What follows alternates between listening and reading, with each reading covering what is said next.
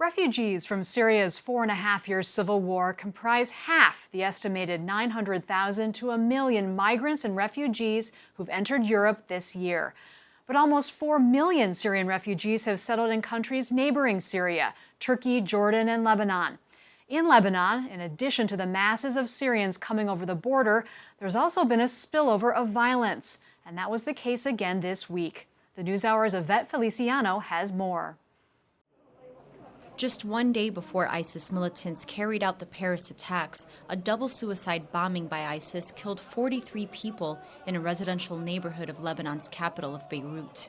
Remco Anderson, the Middle East correspondent for the Dutch newspaper De Volkskrant, reported from the scene. I spoke to him by Skype.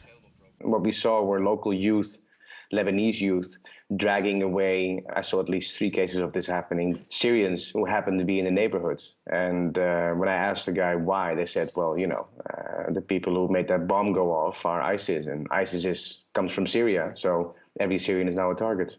Anderson says such retaliation and scapegoating is common after bombings inside Lebanon. There have been more than a dozen such attacks in the past 2 years. These are the kinds of things that happen after a bombing like that, and it just shows how tensions and resentment between different groups here are only going to increase.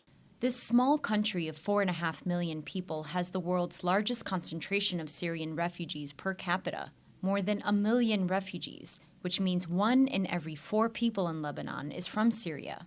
It's like the equivalent of having 80 million refugees coming to the United States within 2 years. Amal Moudallali, an advisor to Lebanon's former prime minister and now a scholar at the Wilson Center, says the refugee influx has strained a cash-strapped government that has been unable to pick up garbage regularly or keep the electricity on.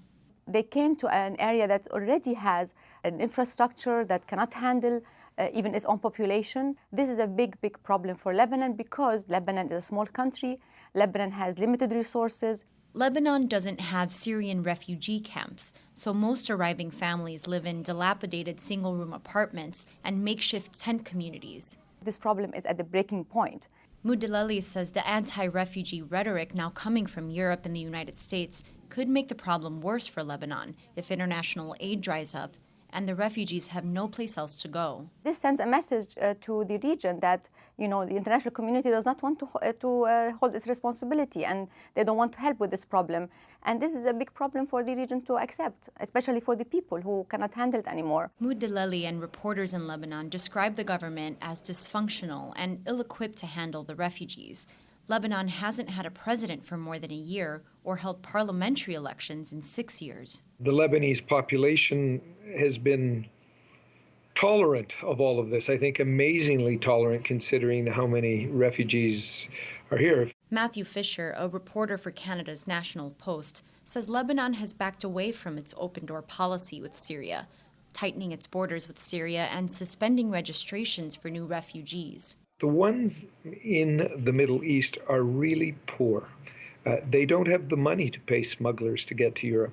These really are hard-scrabble folk with no other options. Fisher says he's observed friction between Lebanese citizens and Syrian refugees who are willing to work for a quarter of the pay a Lebanese would. He says many refugees say they fled persecution by Syrian President Bashar al-Assad. I met firemen who said that they had to leave because they refused to fire water cannons full of acid at protesters in Damascus. With a huge backlog of asylum requests in Europe, the Paris attacks may leave more Syrians in Lebanon in limbo. Every single refugee said to me, this changes the game for us. We're already in a very difficult position, and now we're in a worse position.